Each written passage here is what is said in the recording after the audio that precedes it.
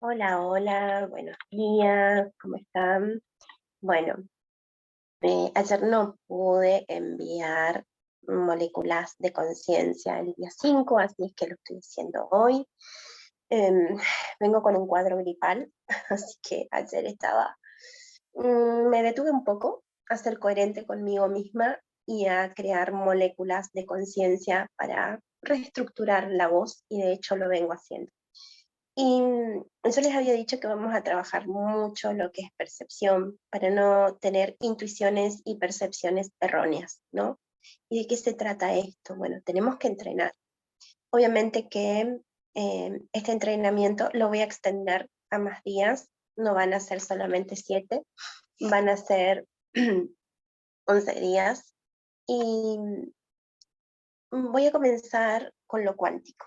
A ver, en estos últimos tiempos, en estos últimos meses, mejor dicho, voy a ser más concreta, en estos últimos 3 meses, em, eh, pude observar, pude tomar conciencia de que lo cuántico lleva implícito el efecto del observador. Sin el observador, el mundo no tiene sentido, lo que percibimos no tiene sentido. El observador hace que algo sea consciente o no. Y esto se debe a que está interrelacionado todo. Todo está en común unión. Si vemos el mundo que vemos, este mundo sólido, simplemente es porque hay un inconsciente colectivo que se expresa en un consciente colectivo, ¿sí? Repito, si vemos el mundo que vemos, o sea, este mundo sólido, es simplemente porque hay un inconsciente colectivo que se expresa en un consciente colectivo. Entonces, uno cree que todo es como lo ve.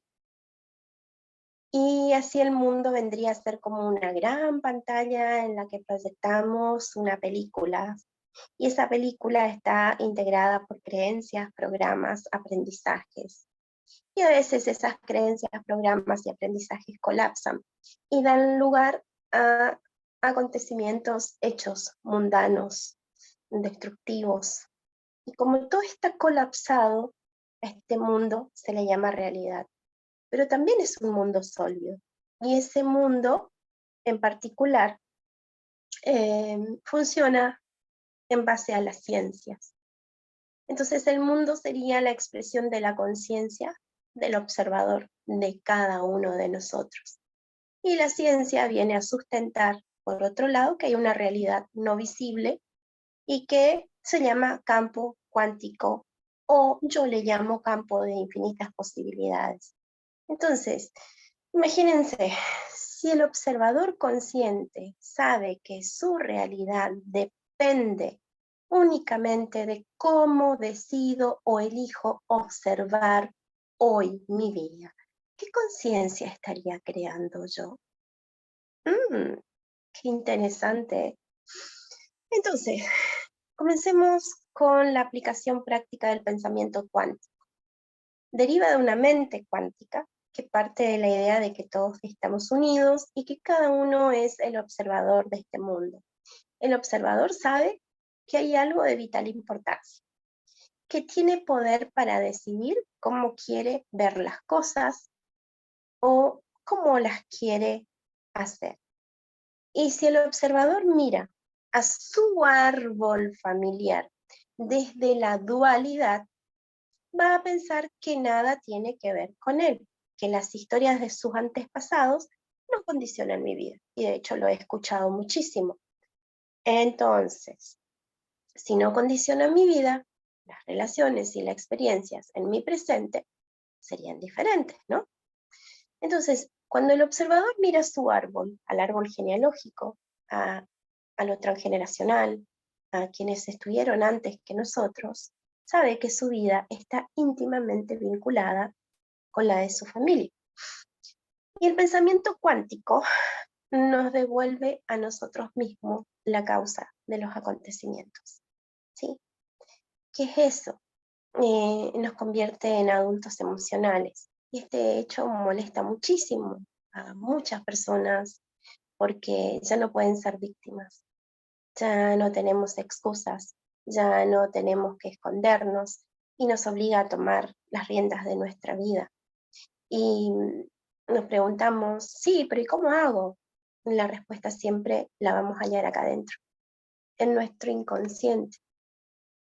Y por descontado, con la ayuda del árbol genealógico, del árbol familiar.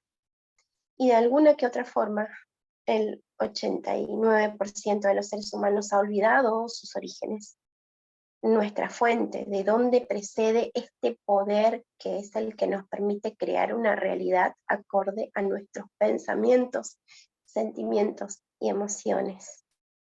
Nuestro mundo es la materialización que se produce por muchas personas que creen que estamos separados de todo lo que nos rodea. Y no estamos separados de todo lo que nos rodea. ¿Sí? Es un mundo fruto del azar, ¿será? De las fuerzas de la naturaleza, como si esto no tuviera una dirección, y la dirección lo damos nosotros. Entonces andamos ciegos buscando evidencias de que todo lo que nos rodea es ser inteligente. Y ahí es donde nosotros nos equivocamos. Ahí es donde suponemos, donde concluimos en base a lo que nos han dicho, en base a lo que hemos vivido, en base a lo que hemos experimentado. Y eh, en un momento me detuve y me pregunté, ¿qué inteligencia te rehusas a tener? Pero para eso tenemos que tomar conciencia de cuál es la inteligencia que yo poseo, que yo creo que poseo, y cuál es la inteligencia que me gustaría tener. Y esa es la parte más difícil en la cual nadie quiere detenerse, porque se va a encontrar con un pasado, con historias que no son muy agradables. Y, y también nos damos cuenta de que existe una conexión entre el mundo material y el mundo invisible, ¿no? Que existe una conexión entre nuestro cuerpo, nuestra mente y el espíritu que nos alimenta. Nuestra mente está dividida, gente, está dividida y es dual, pero no deja de crear nuestro mundo a través de los programas que hemos guardado inconscientemente. Por eso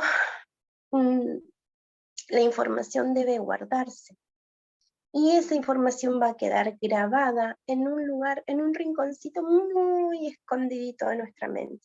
Esa es la mente inconsciente. Esa información se guarda y se expresa a lo largo, día a día, hasta que tomemos conciencia algún día de quiénes realmente somos y del poder que tenemos. Y de esta forma, esta toma de conciencia nos hace despertar de un sueño, nos permite transformar el impacto que producen algunos acontecimientos, siempre que nos mantengamos en alerta, ¿no? La mente cuántica nos permite disponer de un pensamiento abierto con infinitas posibilidades, haciendo preguntas. En la clase pasada yo les hacía preguntas. Comprende que todo lo que nos rodea habla de nosotros, ¿sí? Que de alguna forma lo hemos atraído a nuestra vida por lo que yo estoy pensando, por lo que yo estoy sintiendo, por lo que yo estoy expresando. Por favor, tomemos conciencia de que todo lo que nos rodea es porque de alguna manera nosotros lo hemos atraído a nuestras vidas. Entonces debemos interpretarlo teniendo en cuenta siempre que son nuestras proyecciones que provienen del inconsciente. Y podemos hacer cambios, sí que los podemos hacer. Y esa es una alternativa. Basta de decir, sí, dice eso porque me tiene envidia. No, no. Sí, puede ser que tenga envidia, puede ser que te tenga bronca, pero también puede ser que yo estoy alimentando esa energía. ¿Y por qué me detengo a decir, sí, me tiene envidia? Y no me detengo a reconocer mi potencial, ¿sí? Entonces dejemos de quejarnos, de sentirnos desafortunados, desgraciados, porque si no, colapsamos. Ese es un colapso de ondas de información basura. Yo digo, somos imbéciles, ¿no? Somos imbéciles porque nos compramos todo. Entonces somos la materialización de una parte de la información que el universo contiene y vamos llenando nuestro campo o matriz con esa información. Y eso es lo que va creando nuestra vida. Y lo hacemos de una manera inconsciente. Entonces nuestra realidad solo es un aspecto de la infinidad de realidades que podemos vivir. Nuestra mente nunca deja de crear. Todo el tiempo, cada 10 segundos está creando a través del pensamiento, de las sensaciones, los sentimientos. Y aunque no somos conscientes de que lo estamos creando, sí, lo creamos. Entonces, la visión cuántica se respalda en muchas teorías. Y puedo mencionar el holograma, por ejemplo, la teoría del holograma. Después les voy a pedir que ustedes la busquen para no detenerme mucho ahí. La teoría del holograma recibió el Premio Nobel de la Física. Nosotros mismos somos un holograma, es decir, nuestras células, las células de nuestro cuerpo, contienen toda la información del ADN de todos los que pasaron anteriormente por nosotros. Entonces, si contenemos la información y se almacena en nuestra memoria toda esa información, podemos afirmar, y de hecho se afirma, que se hace una forma holográfica. La memoria almacena esas ondas y eso genera una interferencia. Después la teoría acerca del universo, que todo está en perfecto orden.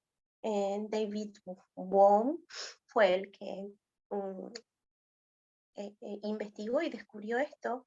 Él decía que nosotros somos la explicación o el orden explicado de que podemos ser seres infinitos, que mi conciencia se mueve en un mar de información y cuando yo tomo conciencia de algo se produce el orden. Acá podemos integrar también todo lo que es constelaciones, pero para entender nuestro árbol genealógico existe un estudio del inconsciente y llegamos a la conclusión de que somos la parte que contiene al todo, aunque solamente expresamos ser una partecita. Cuando hacemos el estudio del árbol genealógico, tomamos conciencia de informaciones que hay mucho más atrás. Entonces mi pregunta es, ¿vivimos en un mundo real o vivimos en una ilusión? Y acá vamos a tomar en cuenta nuestro campo morfogenético. Y el campo morfogenético es la resonancia que se produce entre los miembros de una misma especie. ¿Y cómo está tu resonancia mórfica? Sí, es la que se genera entre los miembros de una misma especie. Está muy bueno, ¿no? ¿Cómo estás resonando?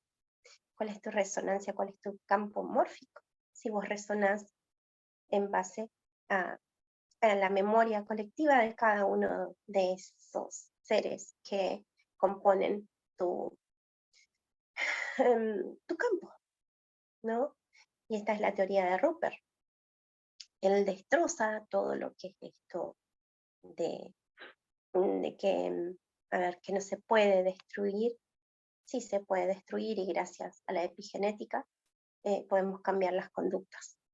Y esa resonancia mórfica se puede aplicar al estudio también del árbol genealógico en cada clan.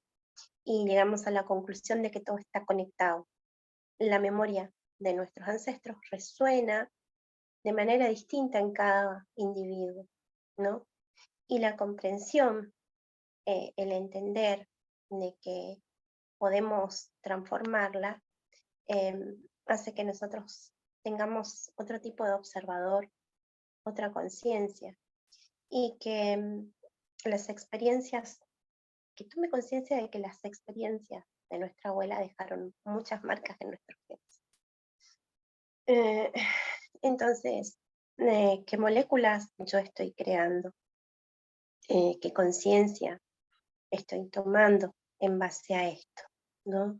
En pacientes, cuando se realizó esta investigación de los campos mórficos y de la epigenética conductual, se llegó a la conclusión de que el observador de, de personas que habían, que tenían en su árbol transgeneracional familiares que tuvieron que vivir el holocausto, eran personas víctimas o les resonó mucho, y la mayoría eran o víctimas o tenían que atacar.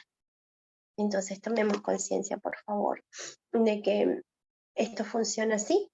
Y bueno, y mañana voy a continuar con el día 6, brindándole más herramientas, porque la idea es que comencemos a despertar y que no caigamos en esos vacíos emocionales y los llenemos con cualquier cosa.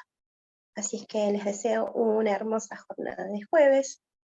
Y bueno, quiero contarles que muy pronto también voy a estar lanzando lo que es una nueva formación, y tiene que ver justamente con los traumas transgeneracionales, cómo repararlos, cómo ir generando nuevos campos morfogenéticos para que no nos afecte o no nos veamos involucrados en diferentes áreas.